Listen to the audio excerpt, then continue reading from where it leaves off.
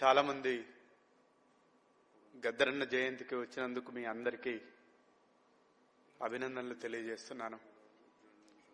ఒక మహానుభావుడు గురించి మన ముందు మాట్లాడుకోవటం అనేది, అసలు ఆయన కాలంలో మనం జీవించటం అనేది ఒక పల ఆలోచించుకోండి ఎంత గొప్ప విషయము. నేను అతి చిన్న వయసులో గద్దరన్న బతికున్నప్పుడు ఎప్పుడో ఒక పల అగపడేవాడు తారాజువ్వలాగా. అదేంటో గాని గద్దరన్న చనిపోయిన తర్వాత ప్రతి క్షణం అగపడతా ఉన్నాడు. ఆయన లేకుండా, ఆయనతోటి మాట్లాడకుండా వెళ్ళలేకపోతున్నాం, ఒక అడుగు కూడా వేయలేకపోతున్నాం. ఆయన ఎన్ని జీవితాలని ప్రభావితం చేశాడంటే, ఒక మామూలు కూలి కుటుంబంలో పుట్టి హాస్టల్లో చదువుకునే నేను రోడ్డు మీదకి వచ్చే వరకే పాట వస్తుంది. ఎక్కడిది పాట అని చూశాను. లాల్ సలాం లాల్ సలాం లాల్ సలాం సలాం లాల్ సలాం సలాం లాల్ సలాం లాల్ సలాం లాల్ సలాం సలాం. ఒక రిథం, ఒక పేర్లాలుగా మిలిటరీ పోయినట్టుగా ఓ పాట పోతుంది. అస్సలు ఆ పాట విన్న తర్వాత ఈ మహానుభావుడు ఎక్కడుంటాడు అని ఏ రోజైనా ఆయన జోలె ముట్టుకుంటే చాలు అనుకునేవాడిని నేను. అలాంటిది ఆయన పాటలు ఒక్కొక్కటి నన్ను ప్రభావితం చేస్తూ నక్సలైటు ఉద్యమంలోకి నన్ను తీసుకెళ్లాయి. ఆయన జీవితం గురించి ఈ తెలంగాణలో తెలుగు సాహిత్యంలో చాలా మంది కవులు పుట్టారు. శ్రీశ్రీ లాంటి అద్భుతమైన కవులు ఉన్నారు. కానీ జన జీవితాన్ని చాలా సూక్ష్మంగా పరిశీలించి రాసిన కవి మాత్రం నాకు చాలా అరుదుగా అవపడతా ఉంటాడు. సిరిమల్లె చెట్టు కింద లచ్చువమ్మో లచ్చువమ్మ, నువ్వు చినబోయి కూర్చున్నావెందుకమ్మో ఎందుకమ్మా, నెత్తెంత మాసింది రవికంత చెనిగింది, కొత్తది కొన నీకు పైసాలు లేవాయే. ఇంత అద్భుతమైన పదజాలము తెలుగు సాహిత్యంలో అంతకుముందు ఎప్పుడు రాలేదు. కానీ గద్దర్ వచ్చిన తర్వాత అద్భుతమైన పాటలు వచ్చాయి. సమ్మె జరుగుతుంటే గనిలో వనిలో కార్ఖానాల్లో గర్మీ గురాయిళ్లలో పనిచేసే నాలాంటి వాడు సమ్మె చేస్తున్నప్పుడు చెయ్యి పట్టుకొని నా దగ్గరకు వచ్చి, సమ్మె మన జన్మ కూరన్నా, దీన్ని ఆపే మొనగాడెవ్వడన్నా. అరే ఏం పాటలండి అసలు. ఇలా ఆయనతోటి మమేకమై జీవించి జీవించి జీవించి నేను క్యాన్సర్ గురయ్యాను. అప్పుడే తెలంగాణ ఉద్యమం ప్రారంభమైంది. నా చెయ్యి పట్టుకొని 2 నెలల 15 రోజుల కంటే ఎక్కువ బతకవన్నా ఈ జయరాజును చెయ్యి పట్టుకొని మనుగూరు నుంచి ఆదిలాబాద్ వరకు నడిపించాడు. ఆ రోజు బెల్లన్న మా ఎంట ఓ దర్శకత్వం వహించు, మా వెనకాల అన్నము నీళ్లు అన్ని కూడా తను చూశాడు. అలాంటి ఒక నడిచ అసలు ఒక్కొక్క రోజు లక్షలాది మంది ప్రజలు వెన్నెల్లో ఆడుతుంటే చంద్రుడు భూమి మీదకి వచ్చి ఆడుతున్నాడా అన్నంత ఎరుపుదనం. ఆయన ఎంత ఎర్రగుంటాడంటే, పసుపు కొమ్మను విరిస్తే కొంచెం నలుపు, కొంచెం ఎరుపు, కొంచెం పసుపు పడుతుంది చూడండి.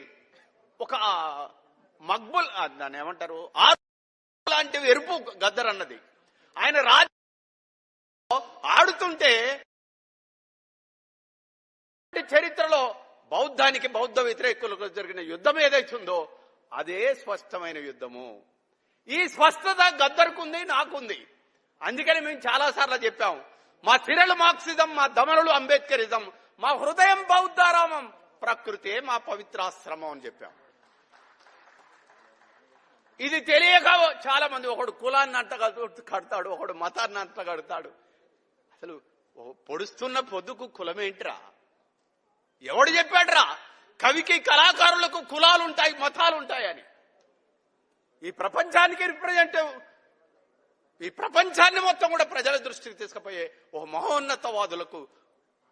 అయితే ఈ స్పష్టత ప్రజలకు కూడా ఉంది. గద్దరు చచ్చిపోయినప్పుడు కొందరు లాల్ సలాం లాల్ సలాం లాల్ సలాం అన్నారు, కొందరు జై భీం జై భీం జై భీం అన్నారు, కొందరు బుద్ధం శరణం గచ్చామి అని అన్నారు. మనం ఎవరూ అర్థం చేసుకోలేదు, ప్రజలు బాగా అర్థం చేసుకున్నారు గద్దర్ని. కాబట్టి ఆయన జీవితం ఏదైతుందో ఓ మార్క్సిజం, ఓ అంబేద్కరిజం, ఓ బౌద్ధం, అన్నిటికి మించి గద్దర్ ఆయన ఎంత గొప్పవాడంటే ఆయనని కాల్చడానికి వచ్చిన పోలీసుల మీద కూడా పాటలు పాడాడు. పుట్టాకూటి కోసం కొడుకు పోలీసోళ్ళ కలిసినాడు, ఎక్కడున్నాడో కొడుకు. అరే నన్ను చంపడానికి వచ్చే వాడి మీద నేను పాట పాడుతున్నానంటే ఇంతకంటే మానవతావాది ప్రపంచంలో ఎవడైనా ఉన్నాడా? అందుకనే అవార్డులు రివార్డులు కాదు, గద్దర్ని చంపటానికి రైఫిల్స్ ఎక్కుపెట్టిన పోలీసులే గద్దరు చచ్చిపోయిన తర్వాత డౌన్ చేసి సెల్యూట్ చెప్పాయి. That is Gaddar. గద్దర్ని పొగడటానికి నా పాట సరిపోదు, గద్దరు గురించి మాట్లాడటానికి మాట సరిపోదు, గద్దరికి ఇవ్వటానికి ఈ దేశంలో అవార్డులు సరిపోవు. కుక్క మీద పిందెలేదో మాట్లాడుతూ ఉంటాయి, అవన్నీ పట్టించుకోవాల్సిన అవసరం మనకు లేదు. గద్దరు ఆశయాలను ముందుకు తీసుకుపోవటమే మనం చేయాల్సిన ప్రధానమైన కర్తవ్యం. ఆయన ఏ మార్క్సిజం మాతోటి ఎంత అద్భుతమైన పాటలు రాపించాడు. ఎవరో ఈ బిడ్డలు నింగిలో నెల వంకలు, ఎవరో ఈ పిల్లలు అడవి మల్లె పువ్వులు, వాళ్ళ నడుముల్లో తూటాల దండలు, వాళ్ళ నడకల్లో ఎర్రాని జెండలు. మేమేమి వెనక్కిపోవటం లేదు, మమ్మల్ని ఏ జైల్లేసులో కానీ వెళ్ళటానికి సిద్ధంగా ఉన్నాం.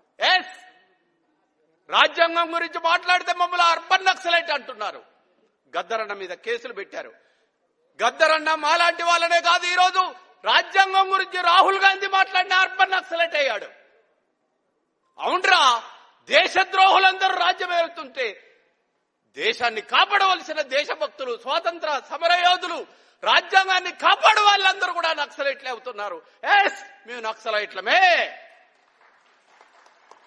నక్సలైట్లే దేశభక్తులు. చరిత్రలో లిఖించబడ్డ చాలా సందర్భాల్లో మేము చెప్పాం. ఎస్, నక్సలే ఉరికంబం మీద నిలిచి ఊహాగానం చేసేదా నా ఊపిరి ఊయలలో మరో జగతి ఊసులాడన్న భగత్ సింగ్ని మీరు నక్సలైట్ అన్నారు.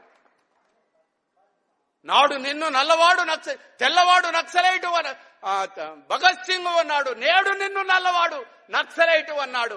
ఊగరా ఊగరా ఊరికొయ్యనందుకుని ఊగరాని శ్రీశ్రీ అన్నాడే, ఆ శ్రీశ్రీకి గద్దరుకు వారసులం ఇంకా మేమున్నాం. ఎస్, మేము అర్బన్ నక్సలైట్లమే. మమ్మల్ని ఎవడేం చేసుకుంటాడో చేసుకోండి, మీ అవార్డులు గివార్డులు మాకు అవసరం లేదని గద్దరు ఆశయాల కోసం మేము పనిచేస్తామని తెలియజేస్తూ ముగిస్తున్నాను. అన్నా థ్యాంక్ యూ అన్నా.